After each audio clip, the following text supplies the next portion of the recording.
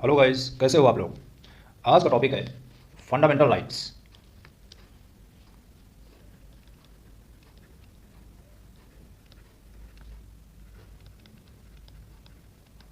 सबसे पहले we have to understand what are fundamental rights. इसको हम स्मॉल में इस लेक्चर में FRS से रिप्रेजेंट करेंगे। तो सबसे पहले हम समझते हैं कि what are fundamental rights.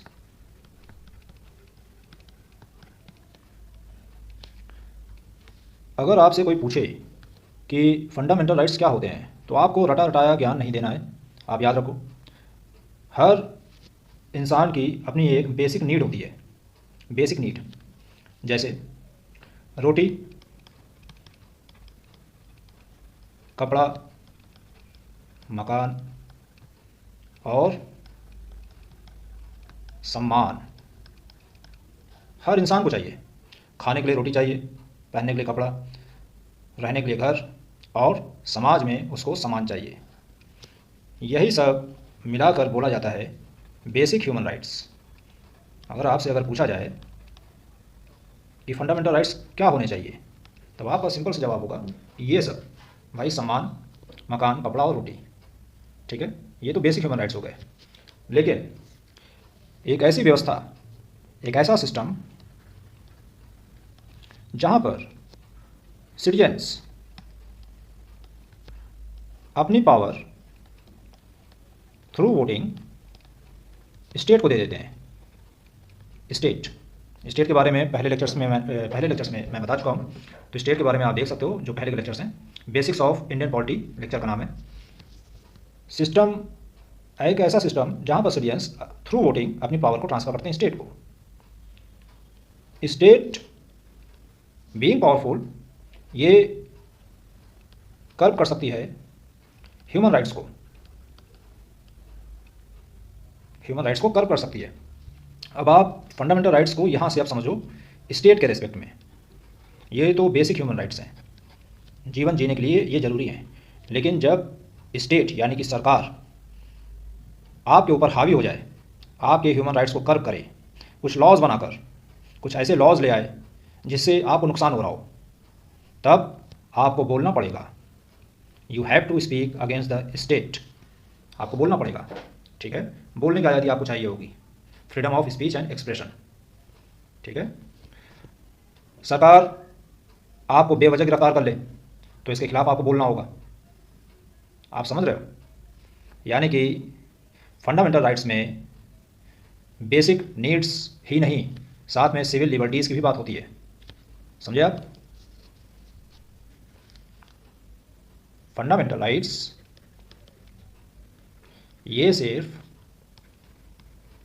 Basic human rights को ही नहीं इंक्लूड करते हैं, ये सिटीजन्स के सिविल राइट्स को भी इंक्लूड करते हैं। ठीक है, ये बात क्लियर है? अब हम इन the context of constitution of India हम बात करते हैं। इन the context of constitution of India, fundamental rights, इनको हम बोल सकते हैं बेडरॉक और backbone of Indian democracy.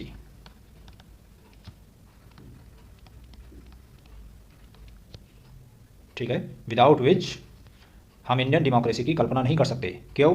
Because these ensure the 4 pillars of fundamental rights to the citizens. ये 4 पिलर्स क्या हैं फंडामेंटल राइट्स के, इसके बारे में हम लोग बात करते हैं।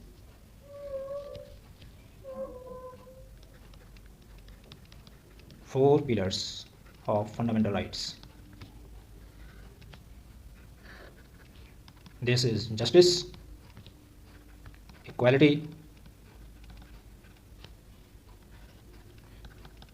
Liberty and dignity. ठीक है, ये 4 पिलर्स हैं।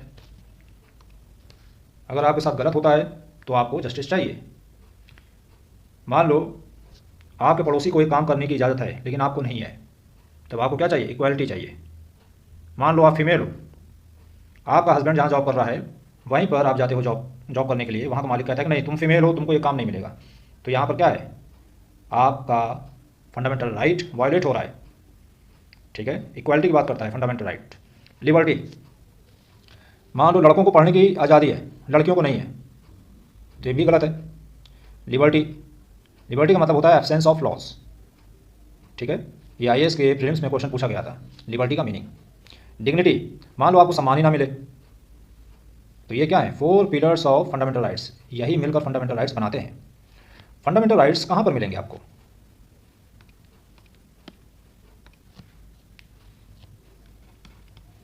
Where are fundamental rights found in the constitution of India.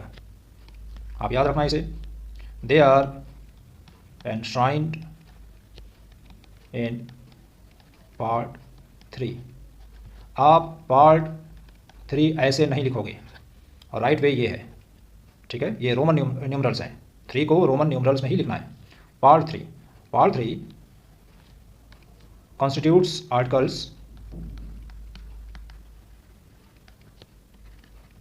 12 to article 35, 12 से 35 तक। ठीक है, इनमें सभी आर्टिकल फंडामेंटल राइट नहीं है। आप याद रखना, फंडामेंटल राइट्स सभी आर्टिकल्स नहीं है, वो हम आगे के लेक्चर्स में देखेंगे कि आर्टिकल 12 और 13 फंडामेंटल राइट नहीं है, लेकिन फिर भी इन 2 आर्टिकल्स को फंडामेंटल राइट्स के लिस्ट में रखा गया है। जब हम आर्टिकल 12, आर्टिकल 13 ये सब पढ़ेंगे तब हम उसके बारे में बात करेंगे। ठीक है, इतनी बात क्लियर? तो अभी तक हमने देखा कि फंडामेंटल राइट्स में क्या होते हैं। ये इंडिया के बेडरॉक हैं जो जस्टिस, इक्वालिटी, लिबर्टी और डिग्निटी को डिफाइन करते हैं। ठीक है, इनमें कंसिस्ट होता है basic human rights as civil rights. ठीक है, बेसिक यानी कि रोटी, कपड़ा, मकान, सम्मान। सिविल राइट्स का मतलब बोलने की आज़ादी, जॉब करने की आज़ादी, पॉलिटिक्स में पार्टिसिपेट करने की आज़ादी, हर तरह के राइट, सिविल राइट्स। ठीक है, अभी तक हमने ये पढ़ा कॉन्स्टिट्यूशन में ये कहाँ पाया जाता है, इसके बारे में हमने बात करी। अब हम बात करते हैं फंडामेंटल राइट्स की ज़रूरत क्यों पड़ी। When we talk about in the context of state, why do we need fundamental rights in the context of state. ये बात आप याद रखना। स्टेट क्या करता है? It frames laws. स्टेट क्या करेगा? लॉज को फ्रेम करेगा, फिर उसको क्या करेगा? इम्प्लीमेंट करेगा। और वो लॉ हो सकता है कि सिटीजन्स के लिए, किसी भी सिंगल सिटीजन के लिए या फिर पूरे सिटीजन्स के लिए वो क्या हो? हानिकारक हो। समझ रहे हो? वो हानिकारक हो। हानिकारक कैसे होगा? उसके फंडामेंटल राइट्स को वायोलेट करेगा। ठीक है, तो इन the context of state fundamental rights, पहला आप याद रखना, fundamental rights put limitations on state power। ये बात समझ में आई? मतलब स्टेट ऐसे कोई भी लॉज नहीं बना सकता है which is going to violate your fundamental right और fundamental right of any of the citizens of India. ये बात क्लियर? सपोज करो कि स्टेट ने ऐसा कोई लॉ बना ही दिया, इसने एक लॉ बना दिया जो वायोलेट कर रहा है फंडामेंटल राइट्स को, तब क्या होगा? उस केस में सेकेंड पॉइंट आपको याद रखना है, fundamental rights also provide what? Constitutional remedies.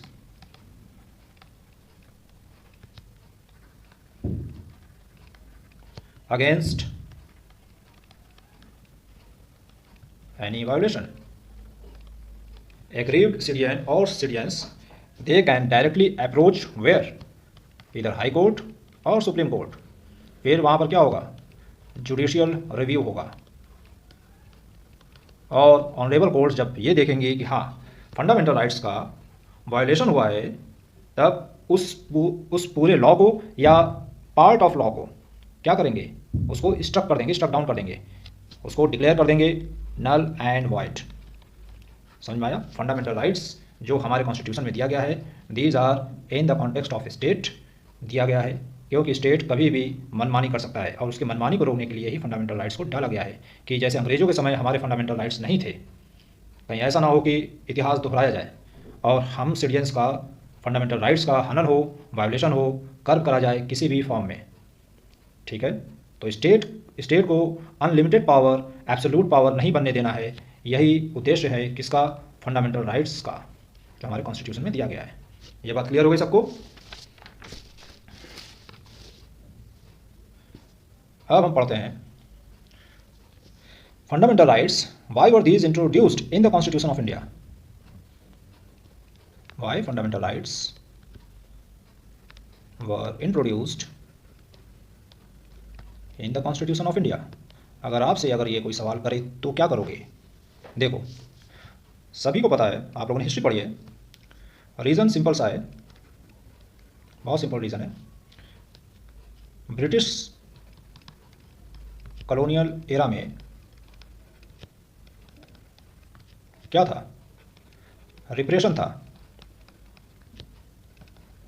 Repression था मतलब वो ऐसे ऐसे लॉज लेकर आते थे जो बताते थे कि Indians had no rights. Famous एक रिप्रेसिव लॉ का एग्जांपल क्या दे सकते हो आप? Rowlatt Act. ठीक है, रॉलेट एक्ट। तो ब्रिटिशर्स के समय इंडियंस हैड नो राइट्स।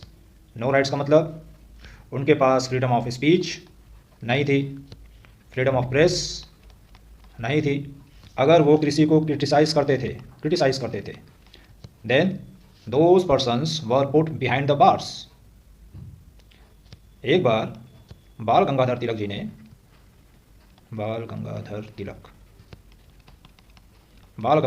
ने ब्रिटिशर्स के अगेंस्ट कुछ लिख दिया था, एक आर्टिकल लिखा था जिसकी वजह से इनको जेल में डाल दिया गया था।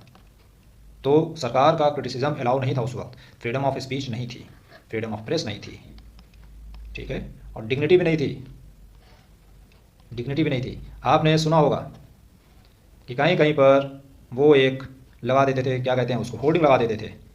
होर्डिंग, इस तरह की होर्डिंग रेस्टोरेंट के बाहर, पार्क के बाहर लगा देते थे कि dogs and Indians are not allowed. तो जब बिफोर 1947 जब हमारे फ्रीडम फाइटर्स देश की आज़ादी के लिए लड़ रहे थे, तब उन लोगों ने देखा कि हमारे देशवासियों को फ्रीडम राइट्स दिए नहीं गए, किसी भी तरह के फ्रीडम राइट्स नहीं दिए गए। जैसे बोलने की आज़ादी, कहीं पर भी ये जा सकें उसकी आज़ादी, कोई भी ये काम कर सकें उसकी आज़ादी, नौकरी की आज़ादी, सम्मानपूर्वक ज़िंदगी जीने की आज़ादी, ये सब नहीं था। बहुत ही ब्रिटिशर्स बहुत ही क्रूर थे हम लोगों के प्रति। तो ये सब जो एक्ट्स थे, atrocities done by the Britishers upon our citizens compelled our freedom fighters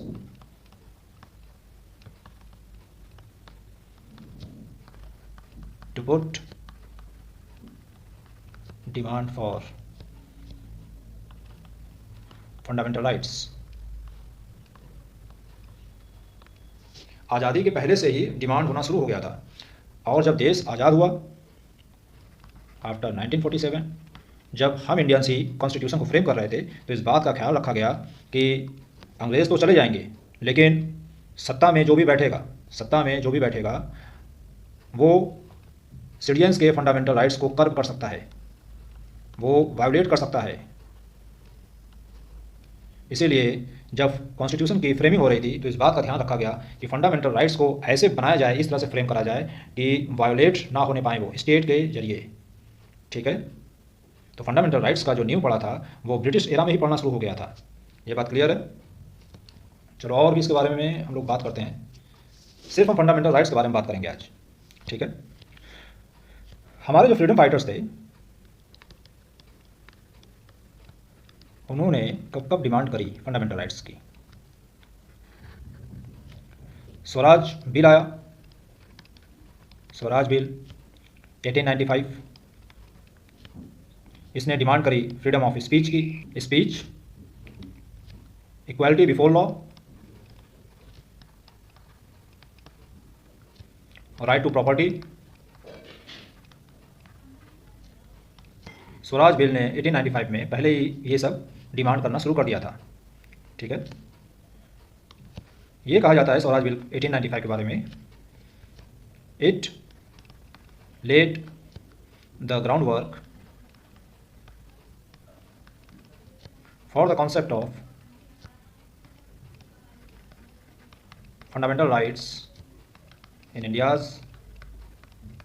future constitution. Congress की स्थापना हुई थी 1885 में, उसके ठीक 10 साल बाद डिमांड उठना शुरू हो गई थी।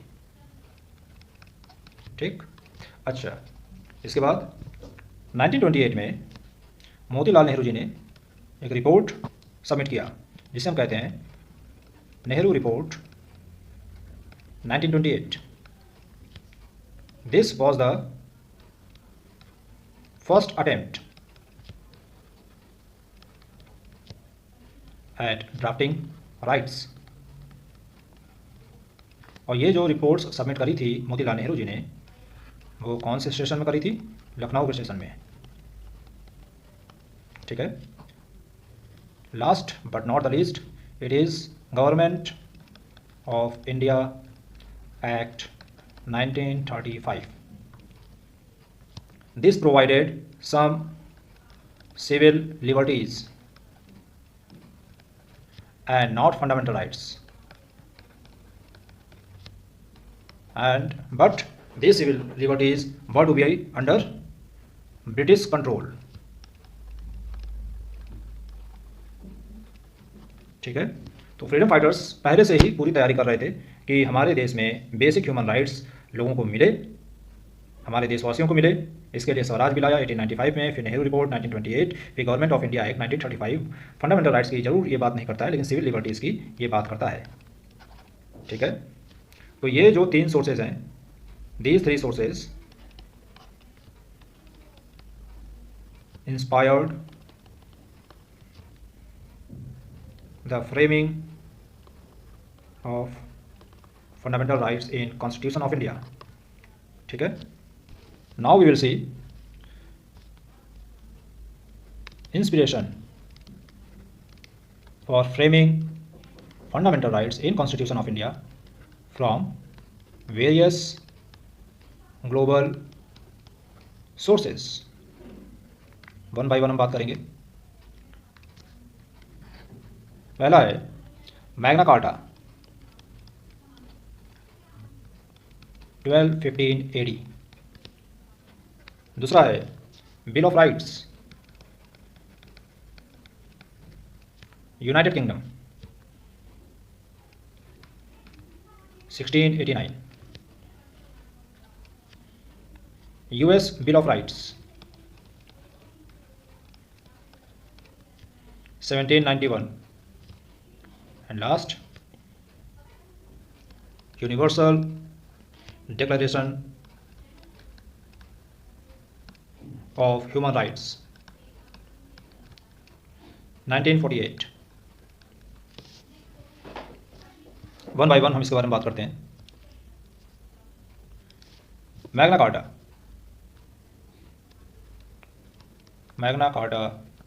1215 AD।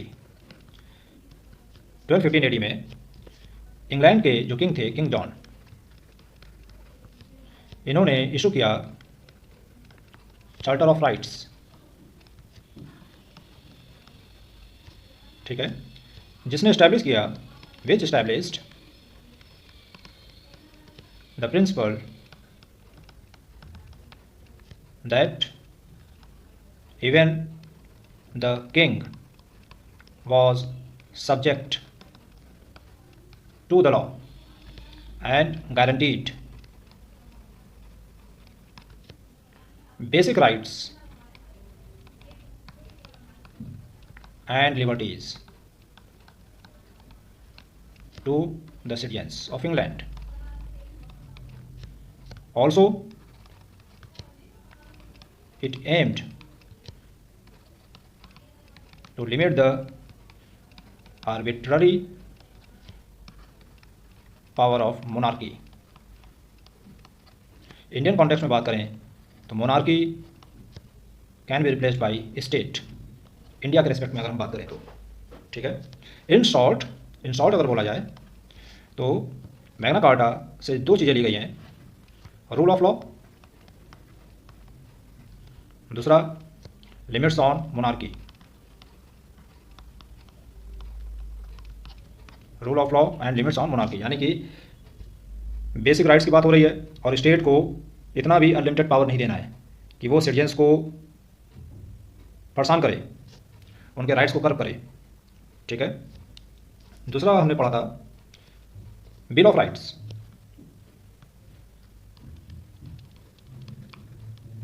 Bill of rights UK 1689। ये जो हमारे कॉन्स्टिट्यूशन को फेवर किया है वो इस तरह किया है कि इससे हमने सीखा कि protection of rights against arbitrary state actions. Arbitrary का मतलब होता है बिना दिमाग लगाए कुछ भी बिना दिमाग लगाए, बिना को लॉ को जाने हमारा मन आया कि चलो इस पर लॉ बना देते हैं, हम इन सिटीजन्स का राइट्स को कर लेते हैं। मन माना, इसको और भी कह सकते हो मन माना। ठीक है। यूएस बिल ऑफ राइट्स, ये बहुत इंपॉर्टेंट है। US bill of rights 1791। US bill of rights this guarantees, American citizens को गारंटी करता है, this guarantees fundamental individual liberties such as freedom of speech, religion and the press, as well as rights to due process at a fair trial। ठीक है। सही तरीके से कानूनी प्रक्रिया चले, ये भी एक राइट होता है, फेयर ट्रायल। आप याद रखना, अमेरिका में जो फंडामेंटल राइट्स हैं they are absolute in nature, absolute in nature. ठीक है। लास्ट हमने पढ़ा था Universal declaration of human Rights. Universal declaration of human Rights, हम इसको शॉर्ट में UDHR भी पढ़ते हैं, 1948।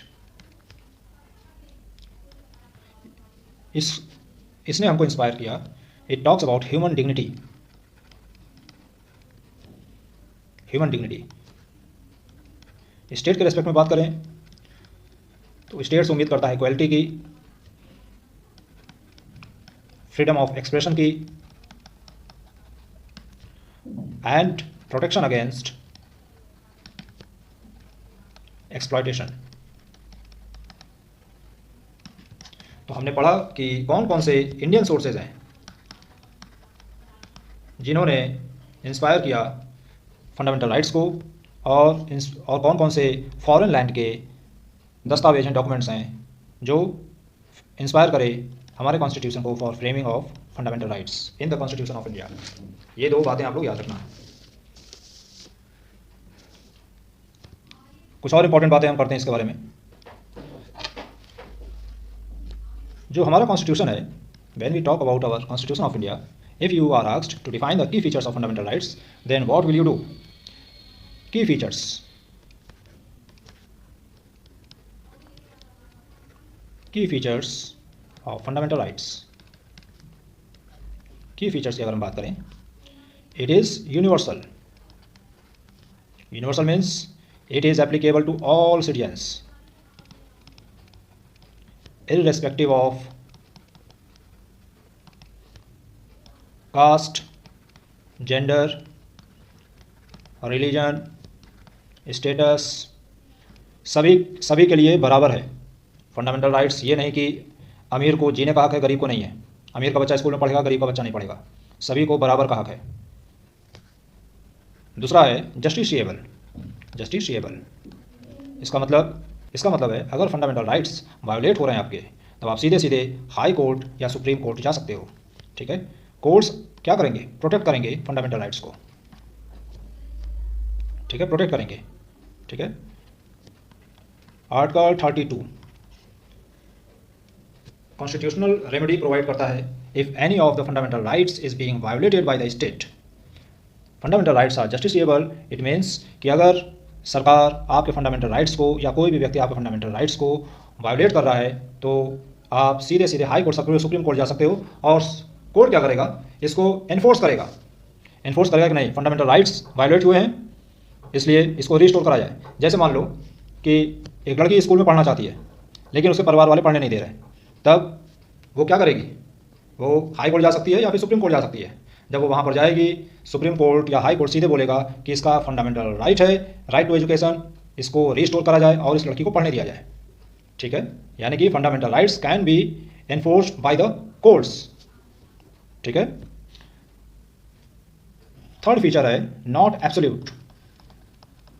अभी हमने थोड़ी देर पहले पढ़ा था कि अमेरिका में, यूएसए में जो बिल ऑफ राइट्स है उसने अपने सिटीजन्स को एब्सोल्यूट फंडामेंटल राइट्स दिए हैं, लेकिन इंडिया में ऐसा नहीं है। इंडिया में जो फंडामेंटल राइट्स हैं they can be restricted, cause क्या हो सकता है, for national security, public order etcetera. Example, मान लो आपको आर्टिकल 19 के तहत फ्रीडम ऑफ स्पीच है लेकिन you can't spread hate speech, आप हेट स्पीच नहीं दे सकते हो। ठीक है, या फिर आप थ्रेट नहीं कर सकते हो नेशनल सिक्योरिटी को, आप हमारे जो जवान हैं उनके अगेंस्ट आप नहीं बोल सकते हो, ये हेट स्पीच में आएगा। आप नेशनल सिक्योरिटी को चैलेंज नहीं कर सकते हो अंडर आर्टिकल 19। ठीक है, ये बात आप सबको क्लियर है। अगर की फीचर्स अगर आप सबसे पूछा जा रहा है, ठीक, जस्टिसेबल, ये सबसे इंपॉर्टेंट है, जस्टिसेबल है कि नहीं, हाँ जी है।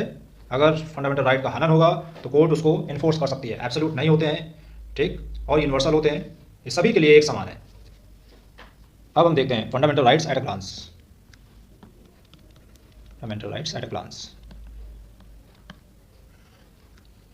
राइट टू इक्वालिटी, पहला है राइट टू इक्वालिटी। ये कॉन्स्टिट्यूट करता है articles 14 to articles 18। Right to freedom, ये कॉन्स्टिट्यूट करता है articles 19 to 22। Right against exploitation,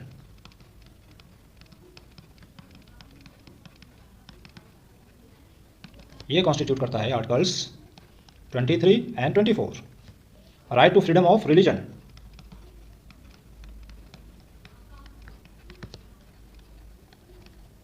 ये कॉन्स्टिट्यूट करता है आर्टिकल्स 25 से 28, 25 टू 28।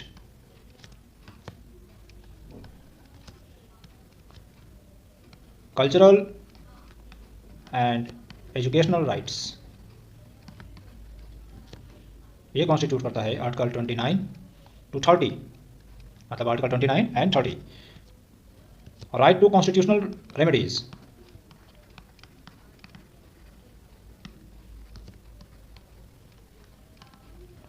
ये कॉन्स्टिट्यूट करता है आर्टिकल 32 से 35। ठीक है, आप याद रखना आर्टिकल 32 से 35 सभी कॉन्स्टिट्यूशनल रेमेडीज़ नहीं हैं। राइट टू कॉन्स्टिट्यूशनल रेमेडी सिर्फ और सिर्फ आर्टिकल 32 है, लेकिन ये बाकी के जो आर्टिकल्स हैं कॉन्स्टिट्यूशनल रेमेडीज़ में रखे जाते हैं, कैटेगरी बनाई गई है। ठीक, आप ये बात आप याद रखना। Note, articles 33, 34 and 35 are not directly constitutional remedies themselves, but rather these are provisions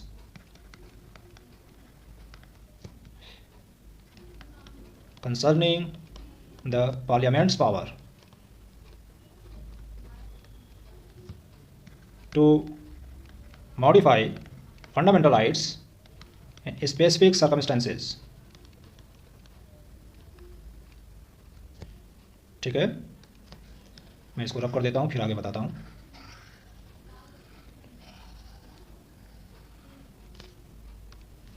Circumstances and to legislate